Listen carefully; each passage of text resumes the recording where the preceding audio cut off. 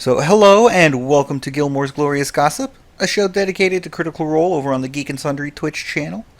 Welcome to everyone joining us live, and don't worry if you can't stay, we will be posting this to this channel on Monday. This week features three more amazing artists. The current art is from Mark Hendrickson. Over on Twitter, he's known as @M Hendrickson, HENDRICKSON, art, ART. And later you'll be seeing pieces from Steve Armstrong, who is @STV_Armstrong, and Brandy York, @BrandyYorkArt. If you'd like this picture of the Golem is amazing. Yes, and that's the one by Mark Hendrickson, and that's just a quick sketch from what he was saying on his Twitter feed. So if he sat down and turned it into a full work in progress, wow. Yep. But if you'd like your art featured here, please let any of the show's hosts know via Twitter, and we'll do our best to get it on the show. Alternatively, you can also contact the official Twitter account @Gilmore_Gossip. And don't forget to like and subscribe so you can catch us every Monday or live every Saturday. I'm Akiva, found on Twitter @AKIVADAPHYDD, Akiva David. And joining me today is one of my excellent friends. Why don't you introduce yourself and tell us about an overpowered home-brewed class you wish you could play? Good. Hey everybody, it's Kalia, otherwise known as @Cosmic Candy, COSMICCANDI. Overpowered homebrewed class that I want to play is actually one that I created. I created this it was a prestige class for D&D 3.5. I've been trying to update it to 5e for DM's Guild and stuff, but it is called the Chain Dancer. And the basic idea behind the Chain Dancer was that it was think the dervish from 3.5, basically spinning blades of whirling death, except you take a spiked chain. And with that spiked chain, you're dancing and flowing all around, and while you're moving, this chain is whirling all about you, striking out and killing things. And one of the abilities that I had given the Chain Dancer was they could do it from the very beginning, but it nearly would kill them if they used it at early levels. But it was called the Lotus Death Blossom, basically from the Last Starfighter, or the Lotus Starburst, I guess is what it was called. But basically, the Chain Dancer with reach could take an attack at every opponent in all of her adjacent squares. Holy cow. One attack against every target in all of her adjacent squares, and she could use her reach to do so. But as soon as she did that, she took one level of exhaustion, was dropped to 0 hit points, and I think that was it. Later, as she progressed, she's exhausted, and she is dropped to 1 hit point. So it had to be a very, very much life or death thing. Yeah. And what did you call that class? The Chain Dancer, because she used a spike chain. Yeah, I'll just call it the Blender. That works too. Yeah, I mean, she also had abilities that would allow her to move and attack, or move between attacks and things like that. And there were parts of the class where she was forced to move between making attacks to help balance things out a little bit. So I'm working on it for 5th edition currently, trying to update it, but it's been difficult trying to bring it into an archetype for the fighter.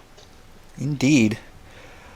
Well, as for me, I had a friend who created a class called the Gun Mage. They basically took the gunfighter archetype and reworked it for wizards and sorcerers.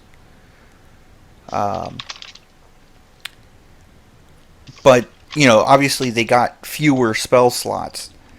But the damage output had the potential to just be monstrous. They balanced it by having so few spell slots that if you weren't careful, you'd be completely out of spells in a single round. Oh wow. Okay. So you had to be careful. But that being said, for that one round, you were God. Nice. So, but that brings us to this week's episode of Critical Role. Let's go ahead and start. What an episode! What an episode! Yes. Let's start with the pre-stream announcements that they did. Obviously, this month they are being sponsored by Loot Crate. So go check out Loot Crate if you like what you see. Use Critical Role. All one word, but the full title, Critical Role, to receive a discount on starting a new subscription. It's $3 off. And I've been a Loot Crate subscriber in the past. I am not currently. My financial situation is not supporting it, but the crates that I did receive were frickin' phenomenal. I would highly recommend it to anybody. Indeed. My wife is actually subscribed to Loot Crate, so we get it once a month, and it's Nice. It's just awesome. I love the shirts that they have in there. And the exclusives that they get. And it's like a $15 or $20 a month subscription. It's $20 a month. Yeah. But, with your $3 off, it'd be $17. And I think once you, if I'm remembering right, once you use that promotion, your subscription gets locked in at that price. That I don't have confirmation on, because I haven't been able to test it. So, but the stuff that you get, if you look at the retail price, you're getting roughly between $40 and $60 of stuff. Yep. So it's really a good deal. Not only that, but you get, just for subscribing, you get automatically entered to win their mini mega crates and their mega crates each month, and those are worth about $1,000 a piece. Yes. The mini megas are like $500, and the mega crates are worth about $1,000. I've seen some upwards of $2,000. So, yeah, I mean, your $20 subscription, $17 subscription is well worth it. Indeed. Moving on, the Dear Vox Machina article, starring Vaxildon this time, is live on Geek and Sundry. You can see the link in the description below. Well worth the read and very, very funny. I won't spoil it for you, but go read it. Definitely worth your time. Also, this month sees quite a number of birthdays. On Tuesday, we had Marisha's birthday last week. And upcoming is Liam and Laura's birthday. Yep, and my daughter's birthday is at the end of the month. Happy birthday! Yep, happy birthday, Harmy. The biggest reason I'm bringing it up is because on stream, Liam brought out Laura's birthday gift. And he got her the broom. The look on her face when that got brought out. Yes. So excited. Yeah, she was a kid in a candy store when that broom hit the table. Indeed. So, moving into the episode itself, we start out with Vox Machina returning the little boy that they saved to his mother. And this begins the entire episode of Matt doing his best to troll the cast. Now, for me, that's one of the joys of being a DM, is being able to troll my players. you actually caught a bit of that on Thursday's game when we played. Yes. Yes, I did. But it's going to be good trolling, I think. And to be fair, that player is getting a good item out of it. So Yeah. And the way I inadvertently played into it, the troll will be epic. yes. Yes. So yeah, that's one of our joys as DMs is being able to troll our players every so often. Indeed. In one of my own games, I actually, and every time the party would, say, "Hey, we're going in this direction," I made sure to do it consistently. Always say, "Are you sure you want to go that way?" Nice. Eventually they couldn't figure out if I was trolling them or honestly asking them, because sometimes there were traps, sometimes there weren't. That's awesome. Kate saying, "Don't I know it, Akiva?" Yes. So is that? I'm assuming that was for Sweet Suffering then. Not that particular troll, but there was a troll that I did on Sweet Suffering. Several of them actually. So I don't know quite one of which they haven't stumbled upon yet, but they will. Okay, awesome. So. You will, you guys. You will mark his words. Yes. But yeah, Matt was extremely trolly when they got the kid back to his house. They knocked on the door. No answer. No answer. And he let They knocked again. No answer. And he let it drag on to the point where the cast and the critters were all like, "Holy cow, did this boy's mother get killed? What did she was she dragged out?" Yeah, and Keyleth, Marisha even mentioned it to Pike.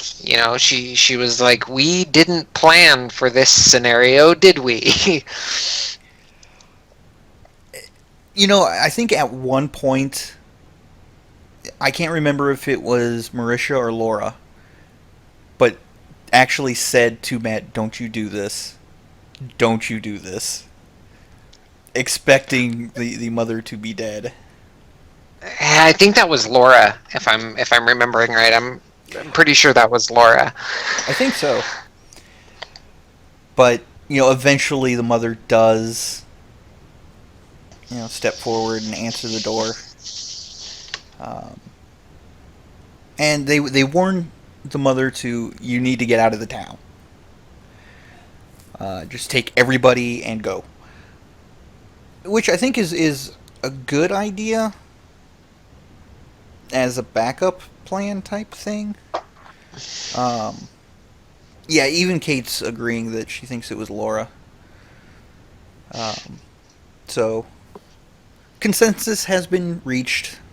We believe it Whether was it's Laura. right or not, we won't know. But yeah, Amber, I think we all were. Amber says, I was doing that in direct messages too, so sure that Matt was going to do the evil thing. Yeah, I would not put it past Matt, because it is a living world, and stuff like that could very well be possible. But in the end, everything turned out all right, and they get the ball sort of rolling as far as making sure. Oh, we are dropping frames here, and I don't know why. Sorry, guys, there's going to be some lag coming up, if it hasn't hit already. There we go. But, yeah, so, getting that word, we were just about to hit that, Emily. Emily Hendrigan reminds us about Pike giving the little boy the doll. Yes. Pike pulls out this little wooden doll, little toy, gives it to him as the boy is packing up his stuff to get ready to go. Because he had said that they had never gone on a trip, right? So he was getting excited, not fully understanding why they were leaving, but just that, and the fact that they were about the same height, just sort of really pulled at my heartstrings, because Pike was essentially looking the little boy in the eye as she gave him the doll and said, "You can name it whatever you want." And the little boy, of course, responds, "What's your name?" "What's your name?" And she responds back, "Pike." And he goes, "I will name this Pike," and shoves it in the bag. And Oh, such a beautiful little scene. kid Mercer is the best Mercer. So after that happy reunion and warnings have been given, Marisha sees that the statue of the goddess that they worship is broken. And it's a nature goddess as well, which was a rather interesting little tidbit, I guess you could say. So Marisha uses mending on it, hands it back, and as any quote-unquote good follower of any deity does, the woman tried to convert Keyleth to her religion. But, of course, it's left up in the air as Vox Machina heads off to finish looking for Wilhand. Yeah, it kind of surprised me how dubious, I guess Keyleth was there. She was like, "Well, why should I follow your god? How do, what proof do I have that I should, follow this Melora?" And the fact that she was doubting so much really hit home with me, because the thing about nature magic is it's divine magic. It comes from the gods and stuff. Well, sort of. It's more accurate to say that it comes from nature itself. Yes, there are gods that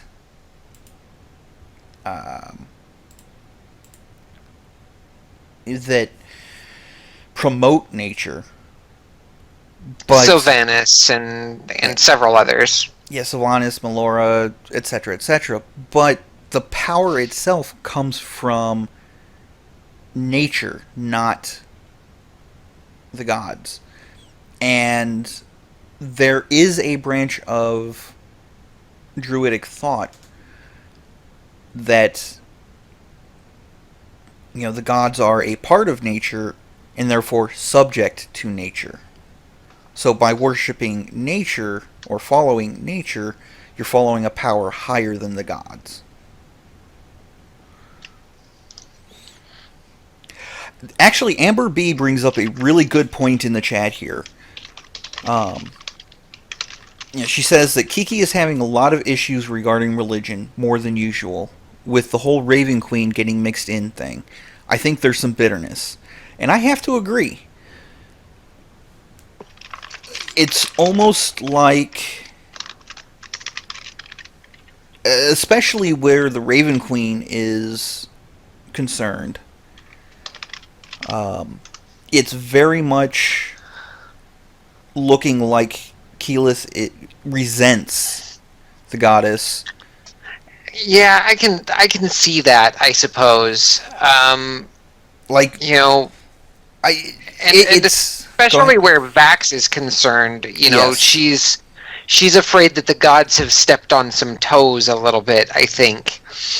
At least that's the way it's kind of coming across. And so I think she's trying to protect herself and Vax and the rest of her party members by being so dubious. Okay.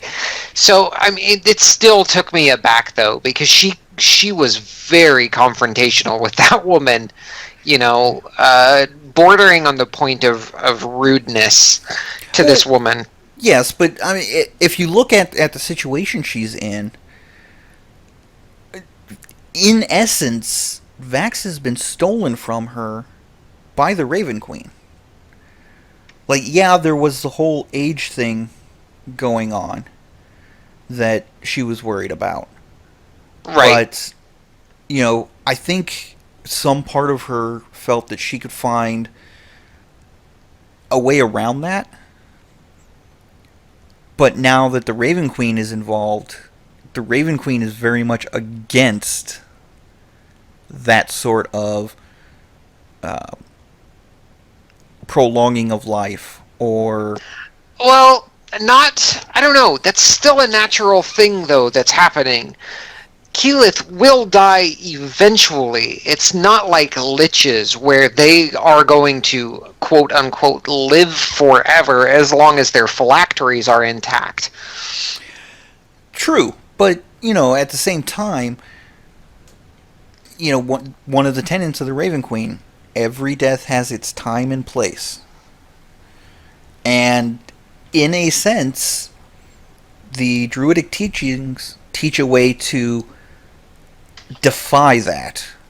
I mean, granted, they're still going to die, but they're going beyond what is considered normal. I'm going to pull in my favorite quote again here. Obi-Wan says, "You're going to find that a great many of the truths we cling to depend greatly on your point of view. From the point of view of a druid, having a super long life is normal." Oh, yeah. Oh, absolutely. But, again, this goes into, you know, with Vax now following the goddess, he's sort of choosing a path that keeps him away from seeing her path and following her path to join her. Does that make any sense? Yeah. Nope. We'll see if this ship still has wind in its sails as we continue on. Indeed. Indeed. But moving on into Wilhand. We get to Wilhand's house, and more trolley moments as Yep. Wilhand doesn't answer his door either.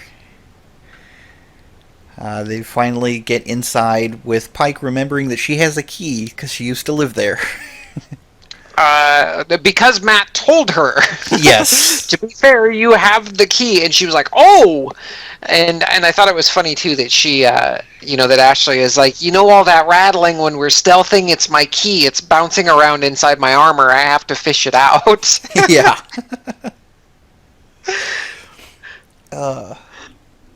But that scene where they finally pull Wilhand out of the hole he's hiding in, just hilarious and sad all at the same time. Be quiet! I'm not here. I'm not here. And then they pull him out. Yes, Pike's uncle, father, great grandfather. Yes. Now, according to the actual what's written down, great grandfather, but Matt and everybody just kept forgetting that and going with father. But there were some comments in the Critters D&D chat that Wilhand seemed to be a cousin of Victor. Yeah. And a very, very close vocal resemblance, anyway. Yes. But yeah, it was hilarious. And then the moonshine. Poor Wilhand. Yep.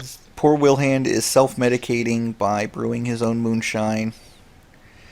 And he had apparently been hiding in the hole that he was in since the Goliaths arrived. Yeah, he said that they came back for him. Yes, and if anyone isn't aware, that is a reference back to when Grog's herd found Wilhand and was going to kill him. Simply because they're, well, bloodthirsty barbarians, and, why not? But, Grog stepped in, and that's how he was essentially kicked out of the herd. Right. By defending Wilhand.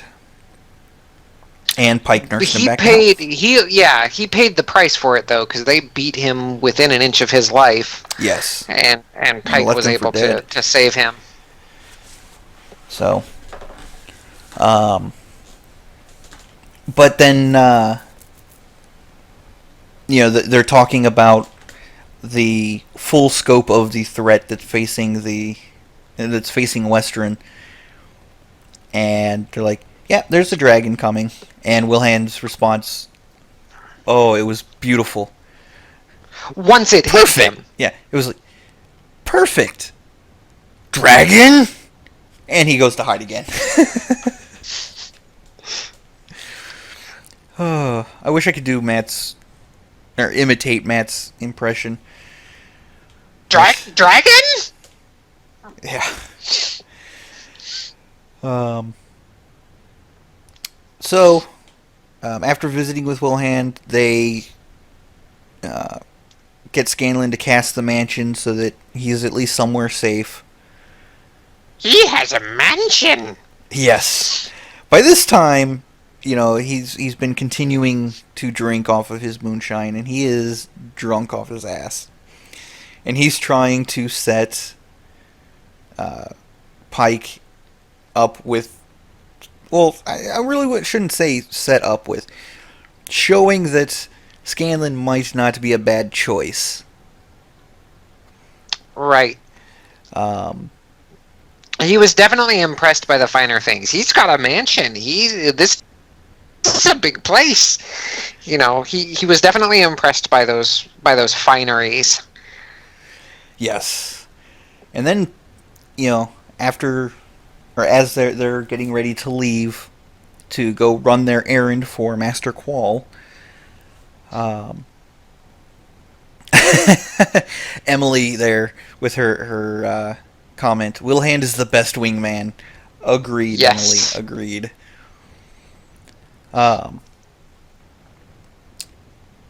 But Pike runs upstairs and grabs, quote-unquote, the thing under her bed.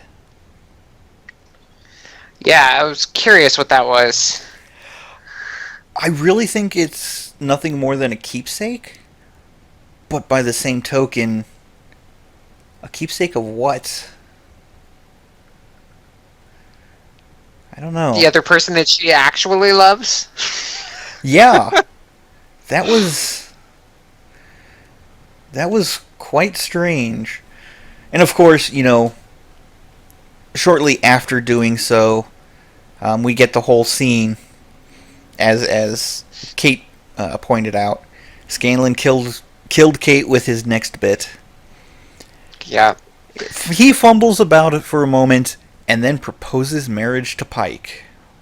Well, no, not yet. He asks for Wilhand's permission to propose marriage to Pike.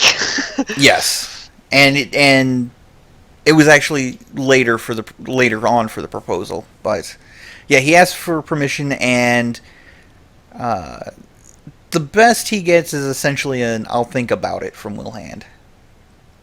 Yeah, I need to see more about your big abode here. Was the words that Matt used? Yes. So after that, because it was after they had returned, but before they went and saw Xanror, that scene. So we'll come back to it and discuss it a little more in depth in a moment. But at this point, they go off to Qual's place in order to get whatever item or the circlet.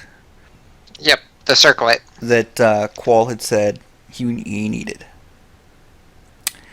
to help protect himself. Yes, or to help keep him safe, I think were his actual words. Yes.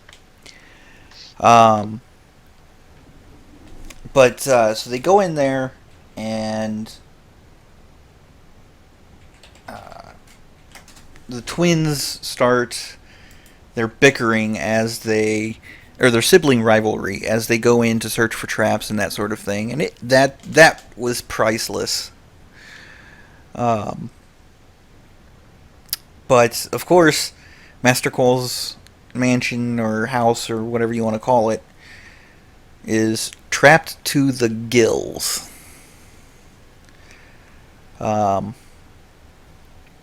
You've got the drop traps where rocks, come down to crush whoever it is that is walking around and then raise back up into the ceiling. You've got illusory stairs. You've got exploding glyphs. We don't really know if the glyph would have exploded or not, but I assume it would have. And yes, Kate and Emily, the twins, are just glorious in the way they interact with each other. Yeah, I love watching the two of them bicker. See, now I'm an only child, but growing up, I had a cousin that was a year younger than me, and we fought as if we were siblings. And it wasn't until we got much older that we actually figured out how to get along and stuff. But growing up, all through our early and teenage years, we were at each other's throats. So watching Vex and Vax gave me a little bit of that memory back. Yeah. They fight, or they bicker the exact same way that me and my brothers do. I mean, it is spot on for a sibling relationship.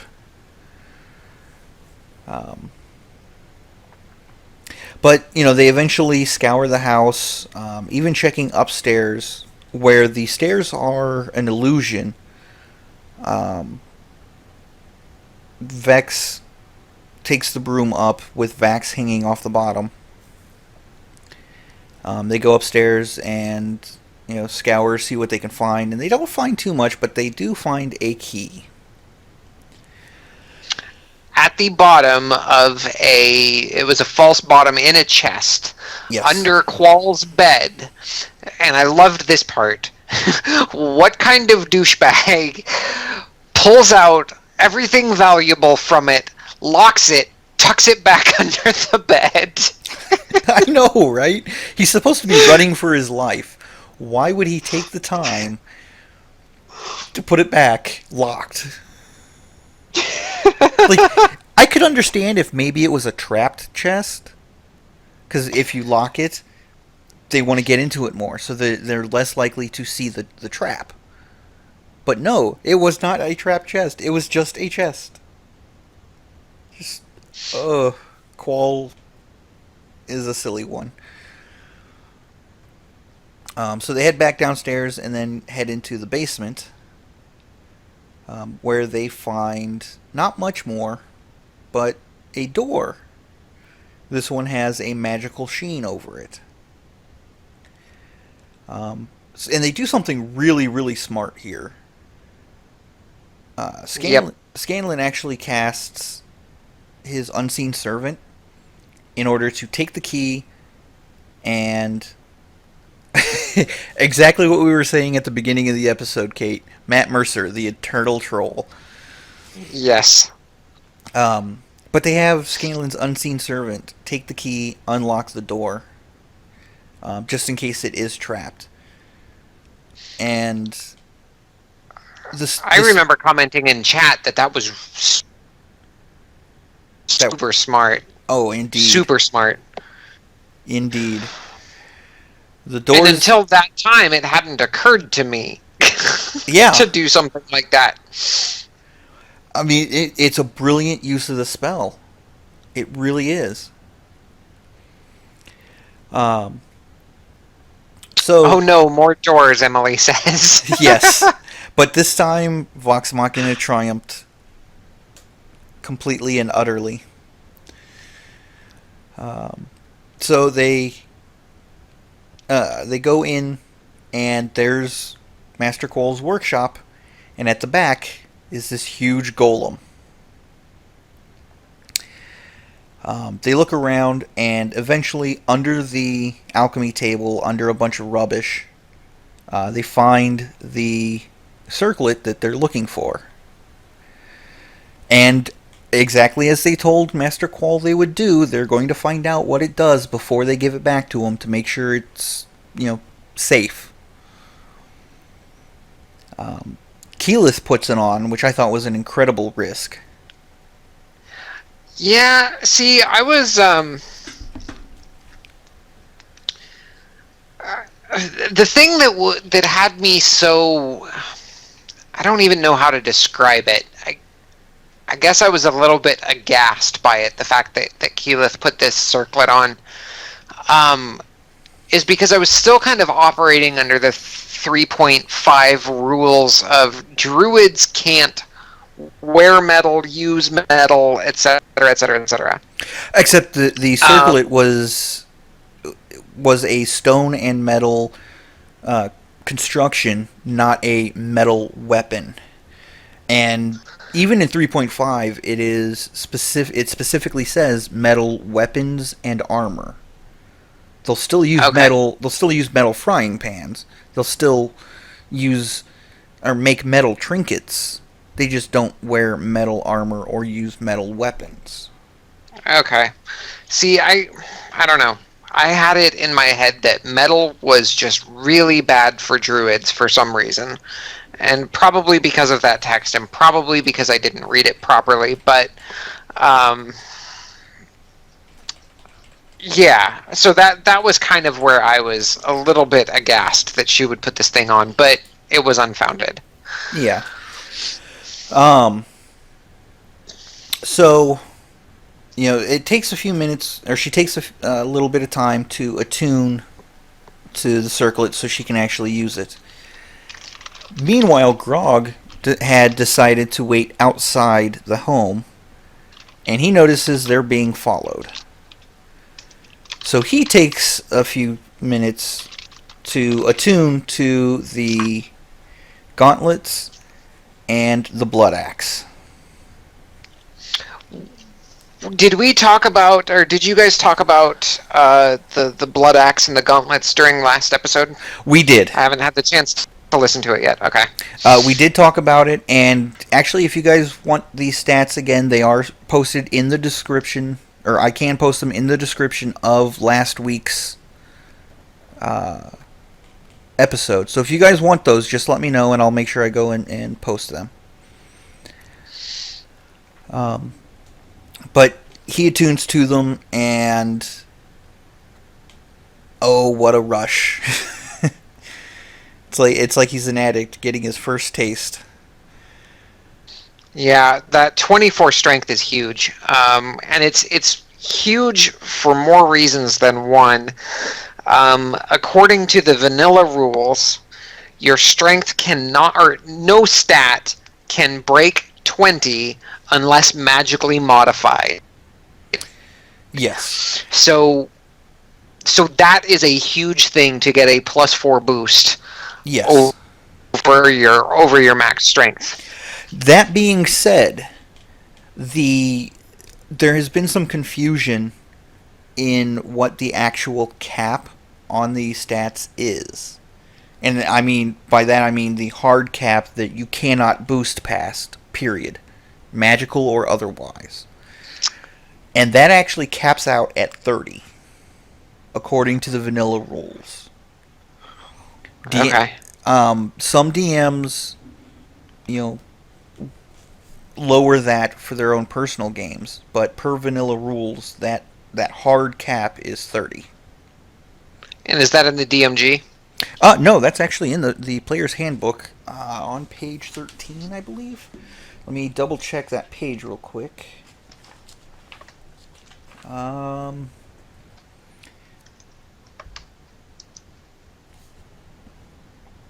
So the table is on page 13. Where's...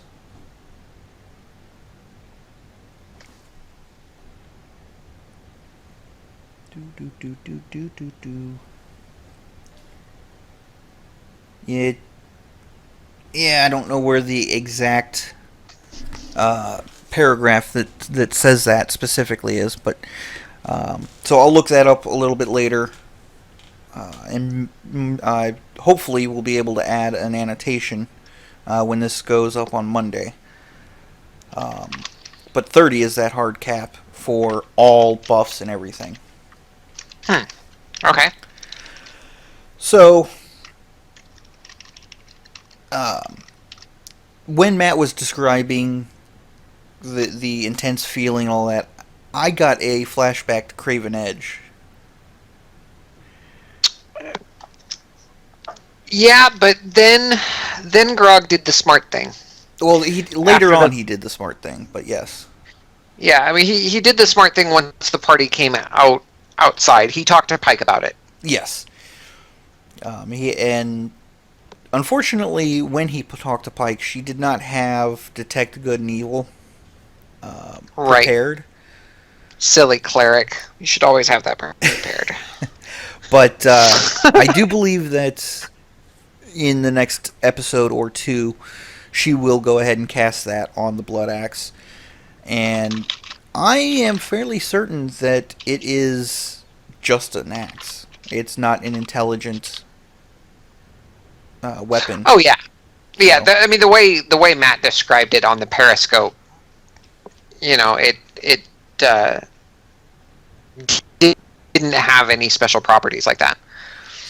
Indeed. So, but yeah, after they get the golem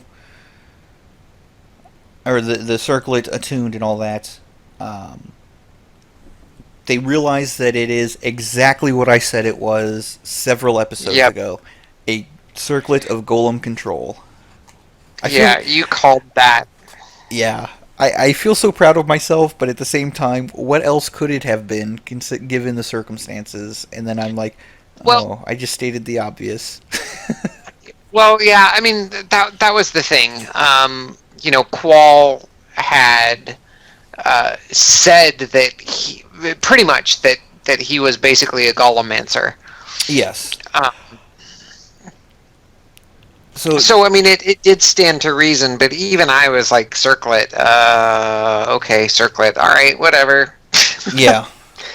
So I want to go back to something. Cryomancer Maurice is bringing up that Detect Good and Evil is terrible in 5th edition. Doesn't function as it should.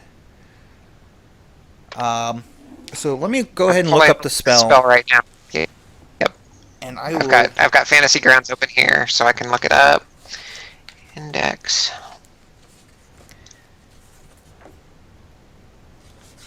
And for those following along, if you have player's handbooks with you, it is on page 231 of the player's handbook, Detect Evil and Good. The spell itself says, for the duration, you know if there is an aberration, celestial, elemental, fey, fiend, or undead within 30 feet of you, as well as where that creature is located. Similarly, you know if there is a place or object within 30 feet of you that has been magically consecrated or desecrated. The spell can penetrate most barriers, but it is blocked by 1 foot of stone, 1 inch of common metal, a thin sheet of lead, or 3 feet of wood or dirt. But it is a concentration spell, and it is active for up to 10 minutes. Yes. Now,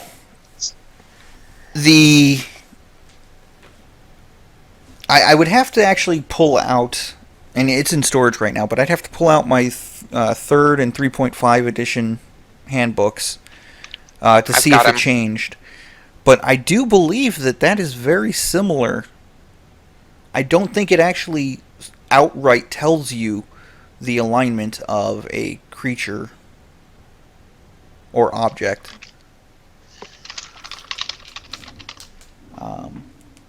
But, as Amber says, her exact words are, I think Matt on the Periscope made it clear it was safe. And I have to agree.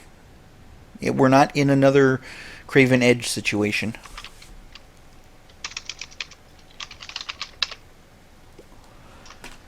So, but I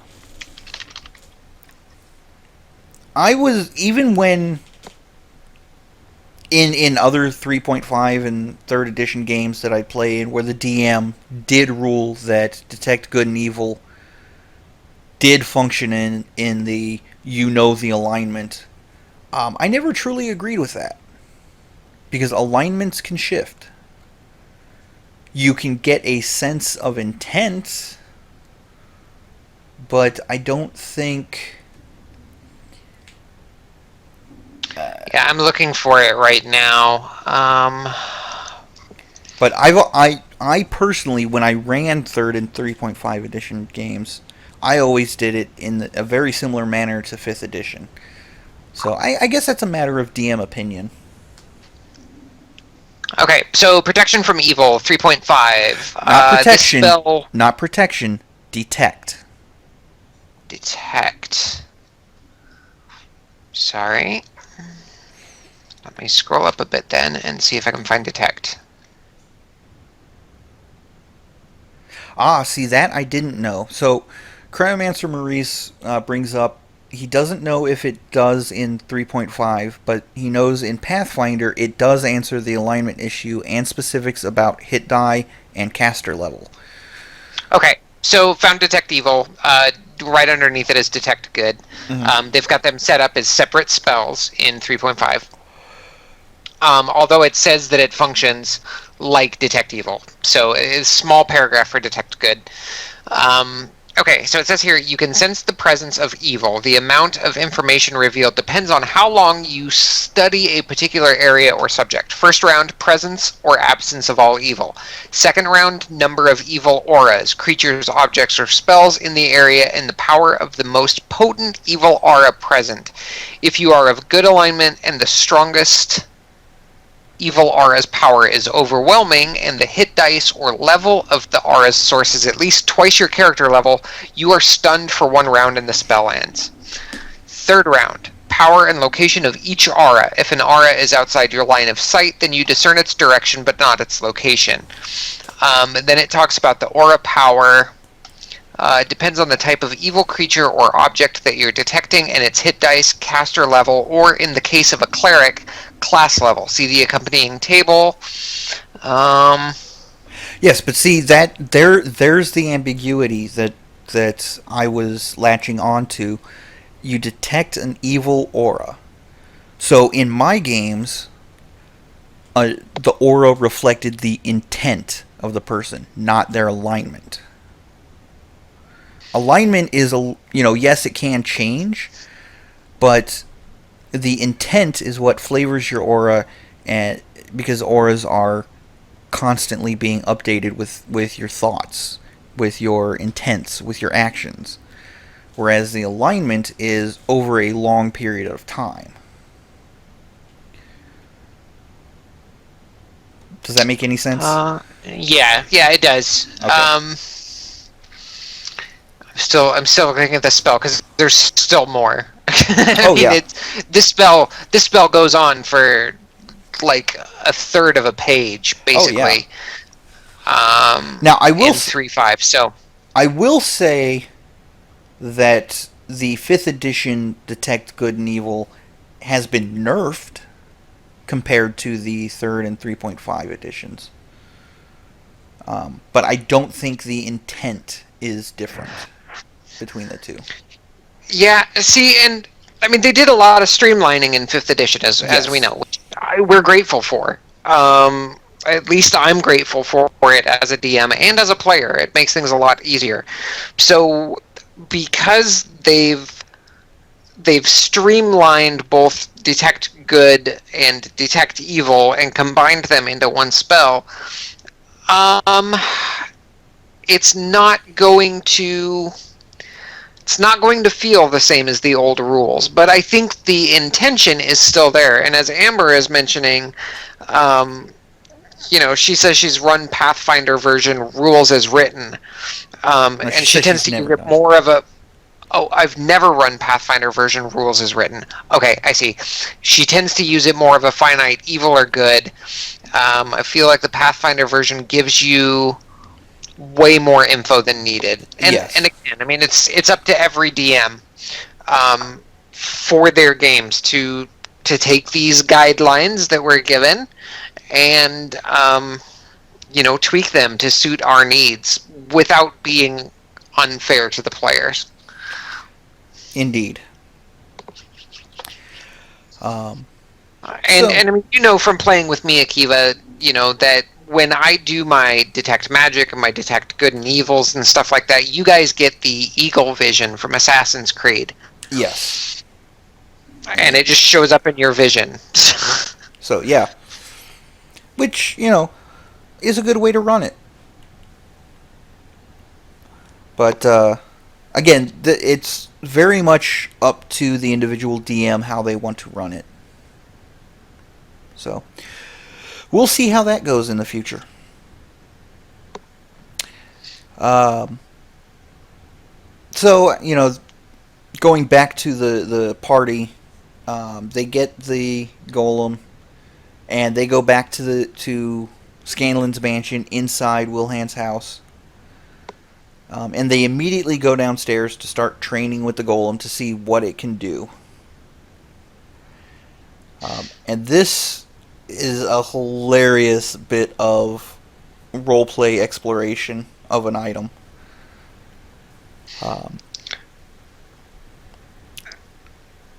I hate to say it, but I think I lost a little bit of interest here. I think a lot of people did, but by the same token, for me, it was beautiful. Because when you get an item in real life that you don't know what it does, how else are you going to test it? Yeah, you play with it. Exactly. They got a new toy and they were playing with their new toy. But I don't know. I personally don't know specifically which spell it was that the golem was able to use. I never did take a look to see what that was. Yeah, Amber had the same. Slow, I think. I think so. Amber. I'm looking it up right now. Yeah, but Amber had the same reaction I did. Keyleth had the golem cast the whatever spell. Her exact word for cast magic on Percy. And I panicked, just like Amber B did, because there are golems out there that use Fireball. There are golems out there that use Ray of Death or Finger of Death. That's initially what I thought it was gonna be. When Matt was describing it. So the spell is actually slow. It's a level 3 transmutation spell. Okay. Concentration up to a minute. Range 120 feet. You can alter time around up to 6 creatures of your choice in a 40-foot cube within range. Wisdom saving throw or be affected by the spell for the duration. A target speed is halved and takes a -2 penalty to AC and dexterity saving throws and can't use reactions. On its turn, it can use either an action or a bonus action, but not both. And regardless of its abilities or magic items, it can't take more than one melee or ranged attack during its turn. Let's see. If the creature attempts to cast a spell with a casting time of 1 action, roll a d20. On an 11 or higher, the spell doesn't take effect until the creature's next turn, and the creature must use its action on that turn to complete the spell. If it can't, the spell is wasted. And finally, a creature affected by this spell makes another wisdom saving throw at the end of its turn. That will come in extremely handy against the dragon. Yes. Provided I guess they are hanging on to it because the Qual and Dresvina are at the refugee camp. Yes. Honestly, I don't think Vox Machina should give back the golem. Honestly, I think they either need to just never return it, or go back to Dresvine and say, no, you can't have this. One or the other. Because that's... I wouldn't trust Dres with that. Or Qual, for that matter. But that's just me. Well, I mean, if they give it back to him, it's gonna be an enemy that they're gonna end up facing eventually. Yes. But probably with bigger and badder golems. Indeed. Amber asked the question, how much trouble will they be in if the dragon destroys it? I honestly don't think that they're going to be facing that much trouble if the dragon destroys it. They'll bring the circlet back and straight up tell Qual, hey, the dragon broke your toy. You won't be seeing it back again. Here's the circlet. They've done their job. Their job was to retrieve the circlet, not retrieve the golem. So, yep. That's Qual's mistake for not telling them to bring back the golem. Well, and to be fair, Vax said it's going to be a whole lot easier if you tell us what the hell this thing does, and he wasn't forthcoming with it. Very true. So boo and woe be to you, Master Qual, for being a douchebag. Yes, I'm pinching my fingers together. Between them is playing the world's smallest fiddle. Yes. Playing the world's saddest song. And no Cryomancer Grease. If either of them go up against Vox Machina, it's going to be an interesting fight, I think, because this is Matt that we're talking about here. But I don't think it's going to be one of Kevdak scale, or even what we're going to be experiencing with Umbrasil. I'm thinking it will actually be along the lines of Kevdak, simply because golems, multiple thereof. Well, I'm saying if they engage them right now. Oh yeah, if they engage them right now, yeah, Qual wouldn't survive. Qual wouldn't stand a chance. Neither Qual nor Dresvina would. But I mean, we also don't know what level caster Qual is. We don't know much about Dresvina, other than the fact that Vox Machina has faced him in the past. And he was kind of pissed that they crossed him. Yeah, for that level of golem, that strong of a golem, I'm thinking Qual is probably about 15 to 18. Yeah, that would be right, because that puts him about 2 levels above the party, potentially more. Yeah. You know.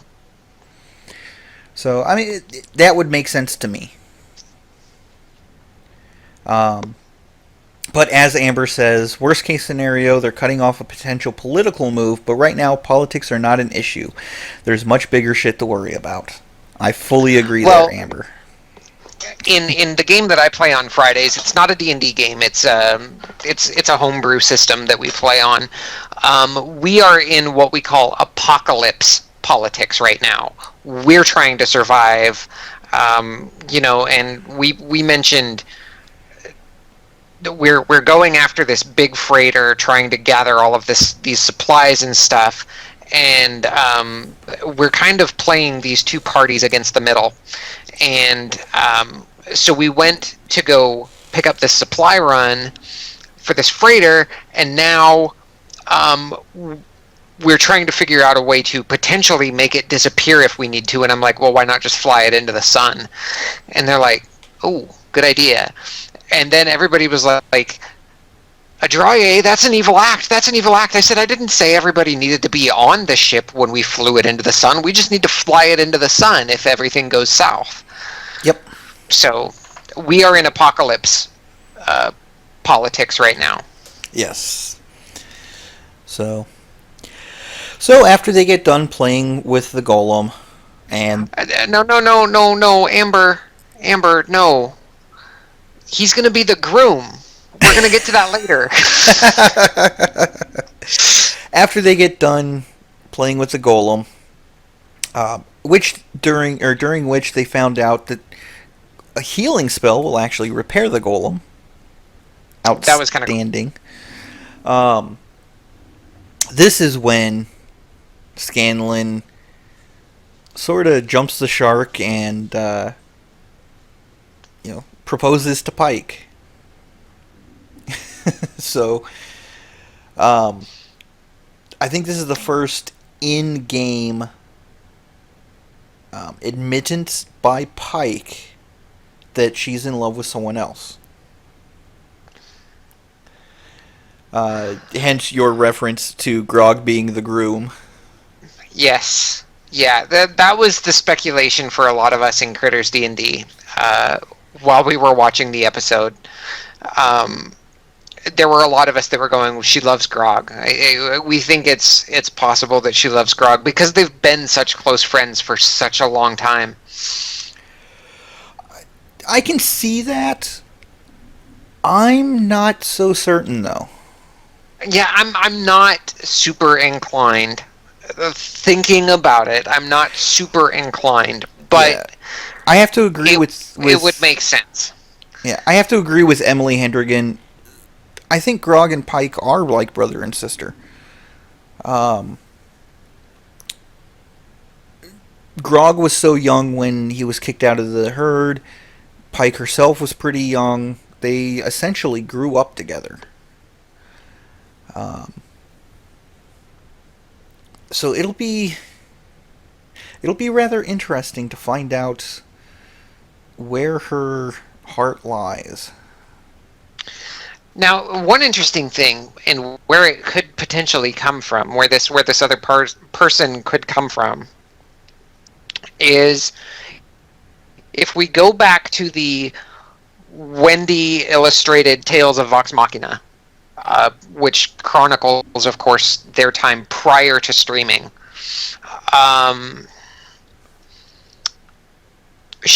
Pike was on a ship. She was on a pirate vessel, learning how to get swole and be tough. Yes. So it's possible that other person could come from that ship. It's Captain Tal'Dorei. Oh, you know it, boyo. I would take Pike in my arms at the very, very earliest opportunity if I were given it. But in all seriousness, though, I have to agree with you. She fell in love with a deckhand, at the very least, if not the captain of whatever ship. Or first officer, or, I mean, somebody of import on that ship. Well, yeah. But, technically, just being technical, anyone who's not the captain is considered a deckhand. Just true. How high up on the hierarchy you are changes. But, deckhand being an actual position, it kind of confuses the waters a little. But no, we'll hopefully find out fairly soon. But I'm guessing we're going to find out at the end of this story arc. Maybe. I think this discussion has been tabled until then. Yes. So, with that, the party finally rests for the night, checking on Wilhand, who has fallen asleep in the kitchen, clutching Sarenrae, or not Sarenrae, clutching his bottle of hooch. Yep. And Keyleth cast mending on his statue of Sarenrae, which had lost its head. Yep, and she had tried to relieve him of his bottle of hooch, and there was no amount of tugging that was going to do that. She was going to pick him up off the floor. Arthur. Yeah, I don't even think King Arthur could have pulled that bottle from his hands. Yeah.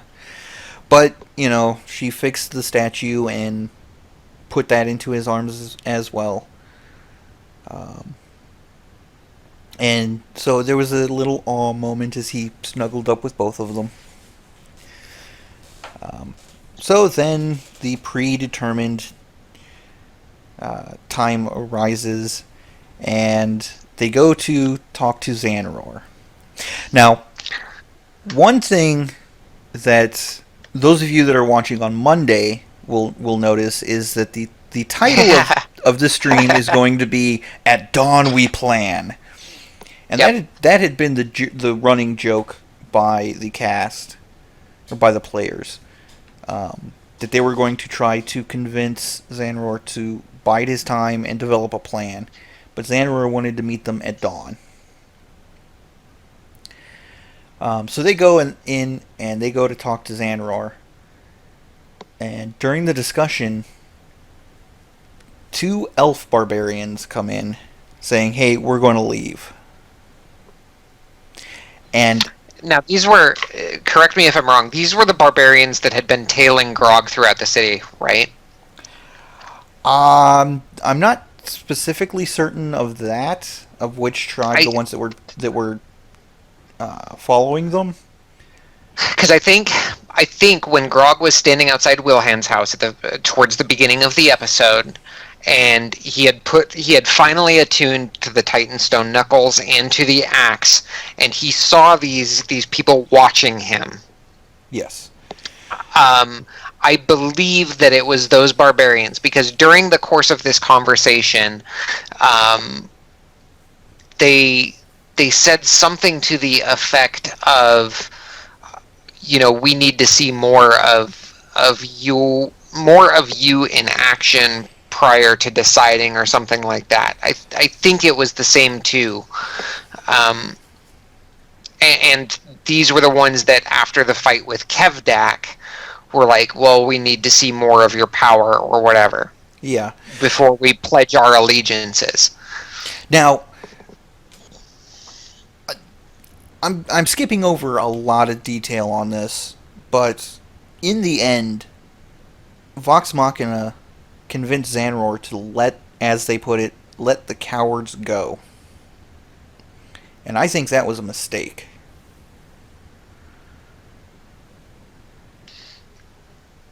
Regardless... Out of curiosity, why?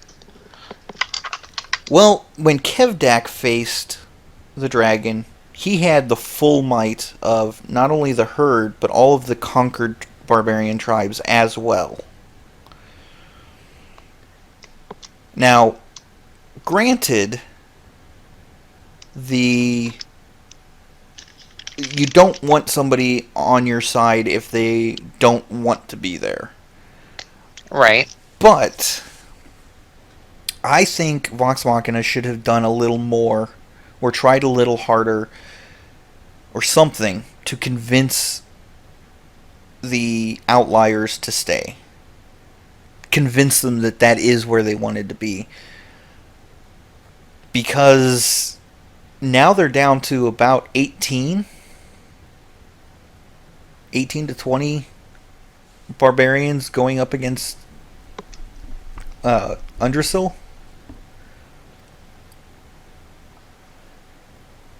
Okay.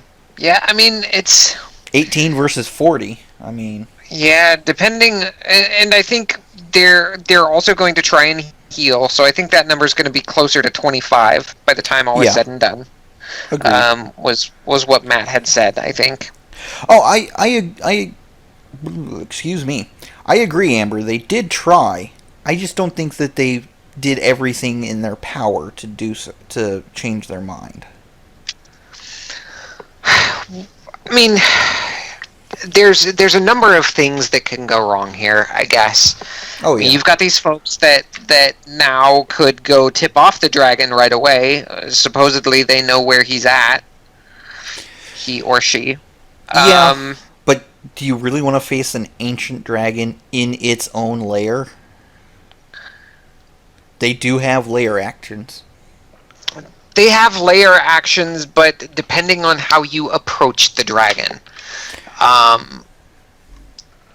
If you approach this thing with obeisance and you're humble and stuff, and say, I know of a plot that is coming against you, that dragon is going to be inclined to listen to you. Yeah, but then the rest of your party has to make their hide checks really well. Because Otherwise, it comes out as, I know of a plot against you, and the dragon just responds, yeah, it's you and your party. But Not always. Not true, always. true, but it's just, wow. But, as the other barbarians are leaving, Pike lives up to her last name, Trickfoot, and tries to trip one of the barbarians as Emily brings up.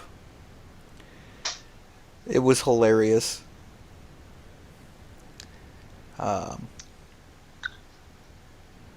Amber Right. It was 20. Amber is corroborating the 25, but Yes. it was 18 initially because there were some wounded. Yes. And Zanror was saying we have X number strong right now. There's more that are sick or need healing, etc., etc. So yeah, we'll give you your day. We'll give you however long you need to plan and get us back on our feet, and then we'll go. So, and as Cryomancer Maurice is saying, keep in mind one member of Vox Machina could easily make up for 5 of these barbarians, potentially. Potentially, as Amber is saying, though, I'm thinking more along the lines of the herd at that point, and any barbarians that stay are dragon fodder / meat shield for Vox Machina. Let them run the interference. Let the heroes take the final blow. So, just my opinion. Well, like I said when we were talking about the initial dragon thing, and we were looking at one ancient dragon. Can a party do it at level 11? Yes, if everything goes right. And I mean they're basically level 13 now. So I mean we could plug the numbers into the Kobold Fight Club and see what it comes up with for 20 people against an ancient black dragon, 25 plus the party members for Vox Machina, and it's going to say that it's an easy encounter. Indeed, and I have to agree with Cryomancer Maurice. We need a Sam Riegel plan to conquer the dragon. And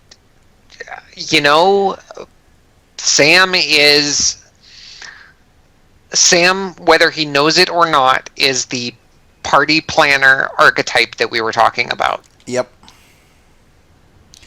He really is, just without the bonuses that the party planner would give. Grant him. Yep.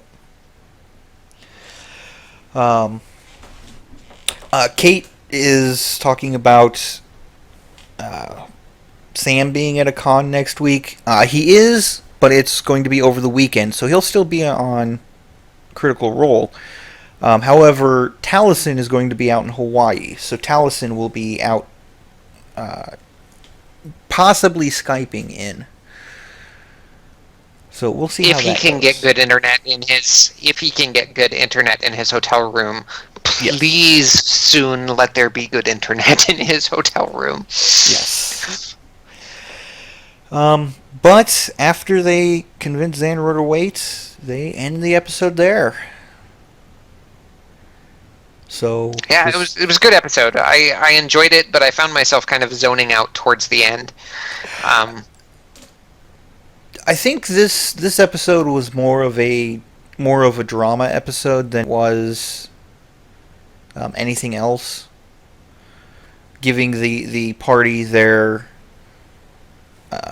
R&R between the two big battles, because the two big battles are essentially back to back. Right, and that's what I've kind of done with Desert Winds, if you've noticed. Yes. You guys have had a lot of combat recently here, and I'm trying to give you guys the opportunity to roleplay.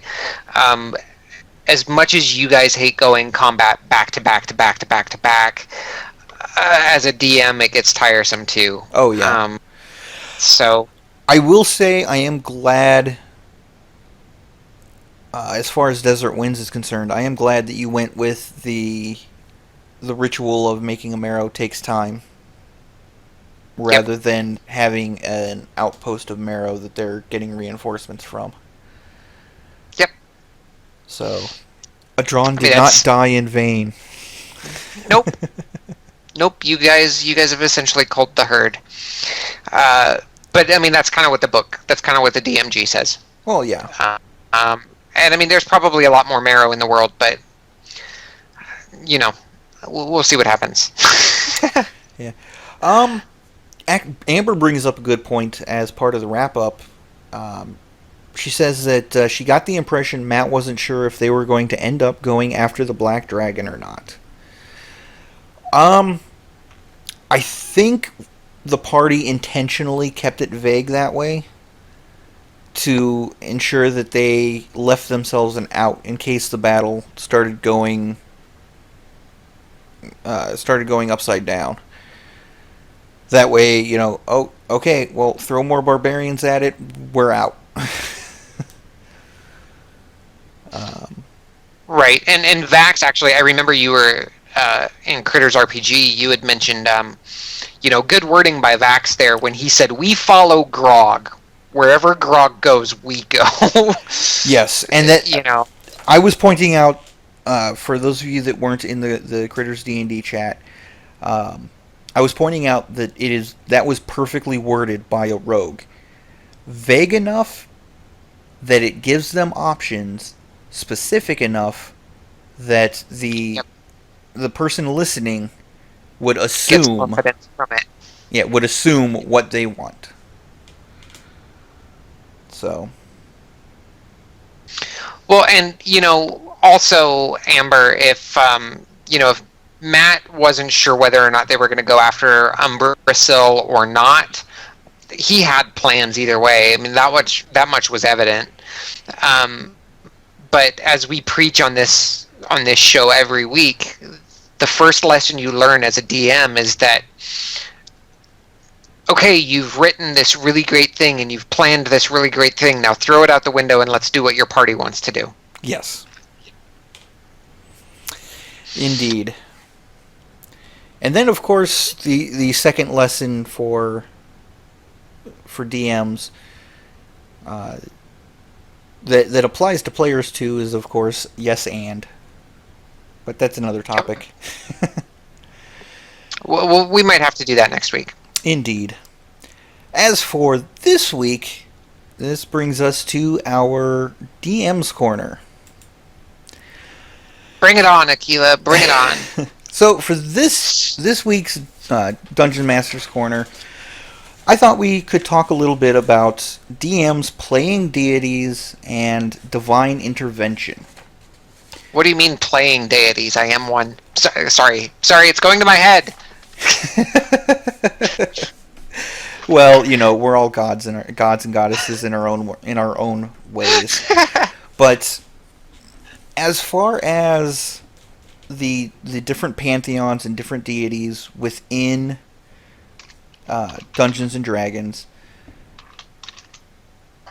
there are clues as to what the developers intended for each of the gods, primarily in their alignment and their domains.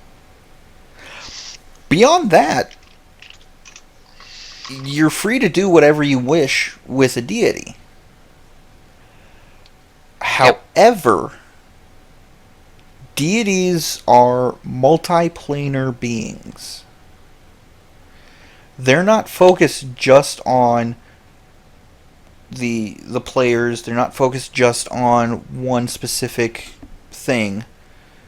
They are tackling, they have their own problems. They have their own issues. They're confronting other gods. They're confronting the beings and demons and denizens of the hells. They're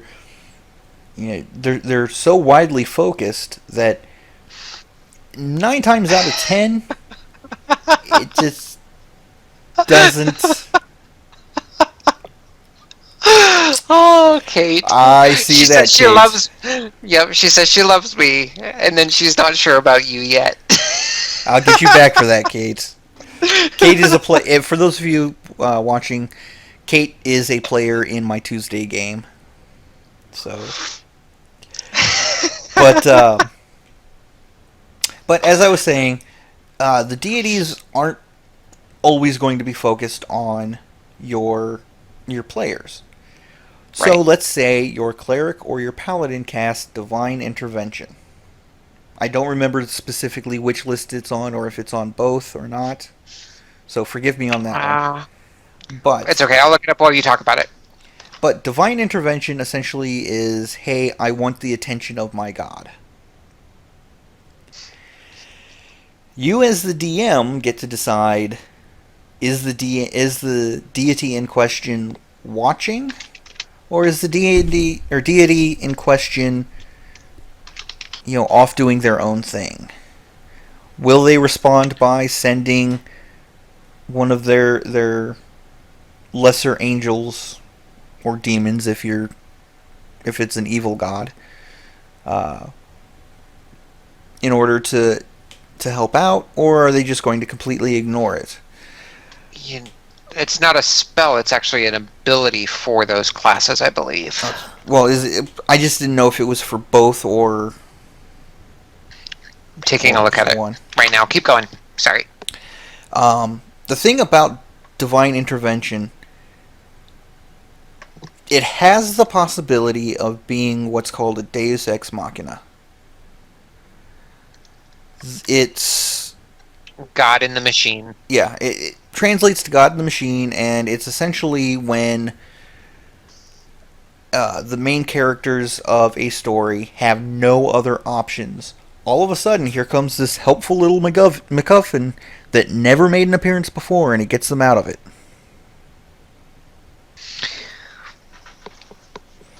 So An example of Deus Ex Machina was kind of when you guys were fighting the Marrow initially, and I brought in the Hunter Sharks. Yes, the sharks were definitely a Deus Ex Machina, but we would not have survived without them. Yep.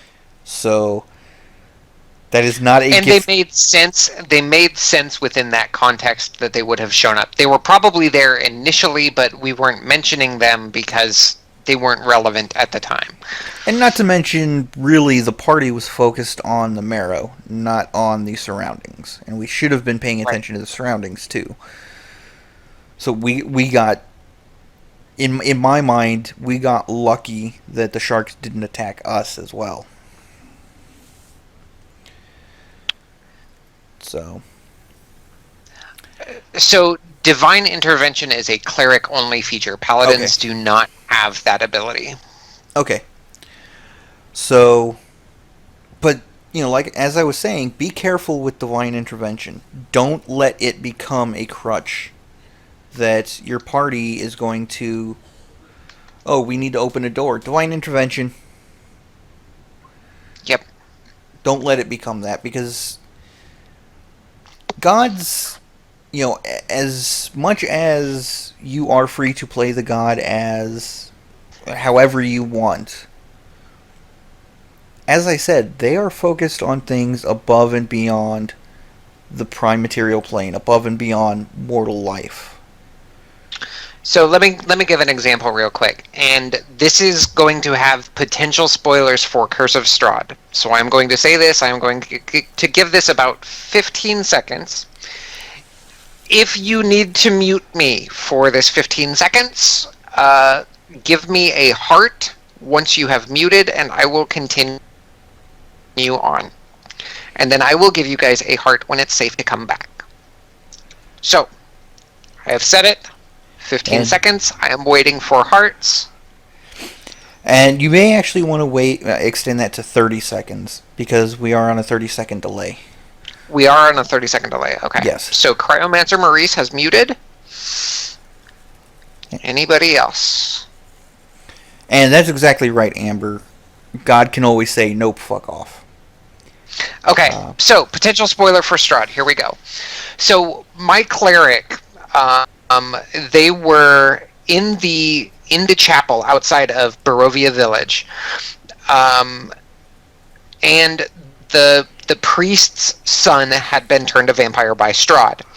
The cleric in the party was trying to figure out how to cure vampirism, so he reached out to his god, Moradin.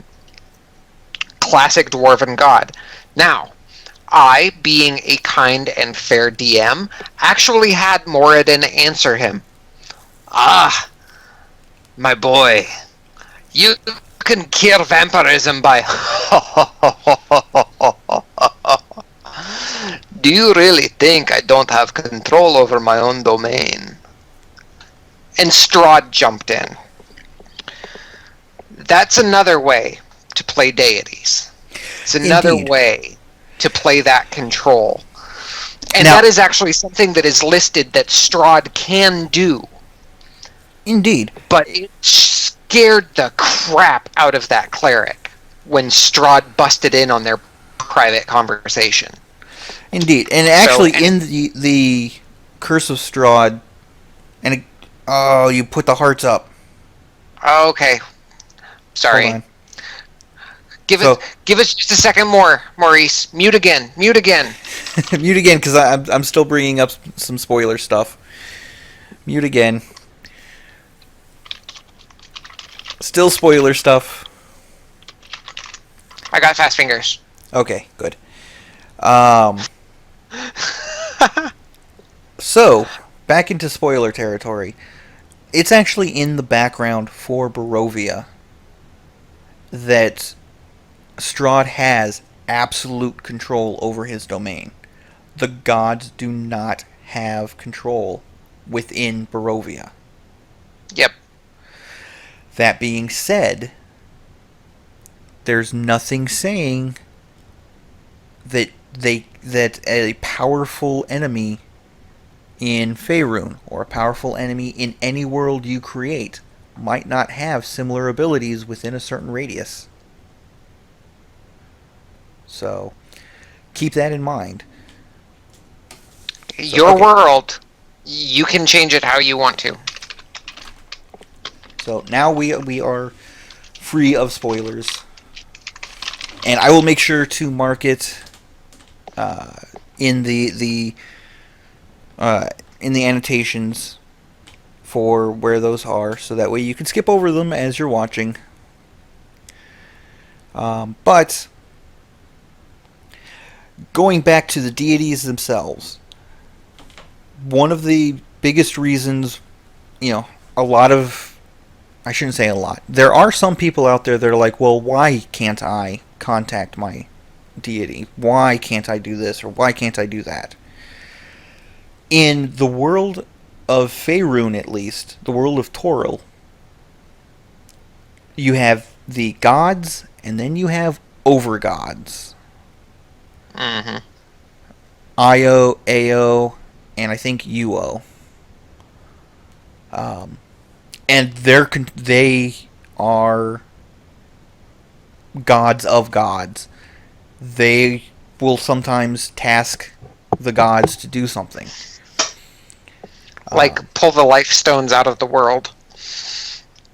Gee, thanks for that. No. But there's... If you've read any of the Forgotten Realms novels, especially the ones about Elminster, he's met the overgods. Elminster's a badass. Oh, hell yeah. But by the same token, even the overgods hint at a greater being.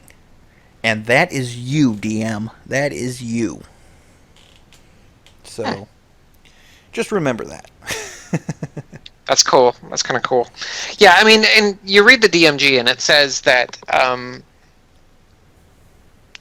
that every world that we create, every campaign that is run by a DM, is like an alternate universe. This is your own copy of the world. You can switch things here. You can switch things there.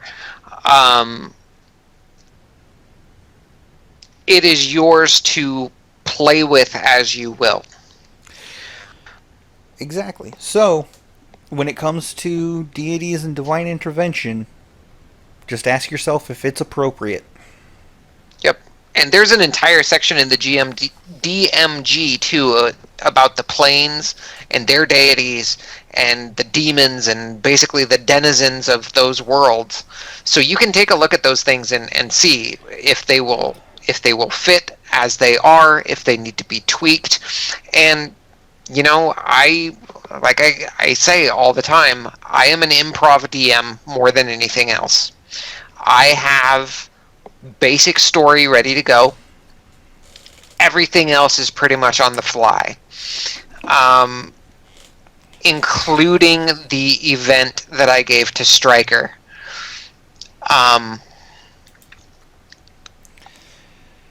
I don't know if she listens to our podcast or not.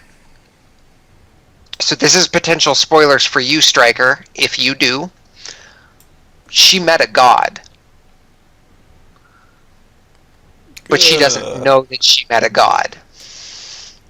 Okay. Okay, now Akiva is kind of worried. Okay. But I think that's a good place to go ahead and wrap things up. Thank you everybody who came out to the live stream. We will be doing this every Saturday, same time, same place. Yep, next week we're going to have our cat back with us. Indeed. So, and if you guys got in late, don't worry. This will be being posted up on Monday so that you can review it if you wish. If you enjoyed the episode, click the like button, subscribe to catch us each and every week.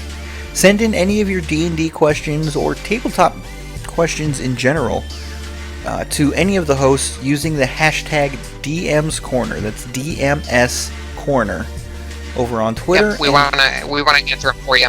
Yep, we will definitely go over it, discuss amongst ourselves so that we get the most accurate answer we can to you. If you want to submit art, please contact us via Twitter. You can use the official Twitter at Gilmore_gossip, or you can contact us directly. I'm at AKIVADAPHYDD, Akiva David. I'm at Cosmic Candy, COSMICCANDI. We hope you enjoy it, and until next week, kick back, relax, and enjoy your games. May all your hits be crits and have a nat 20 day, guys, for Cat. Indeed. Bye-bye, guys.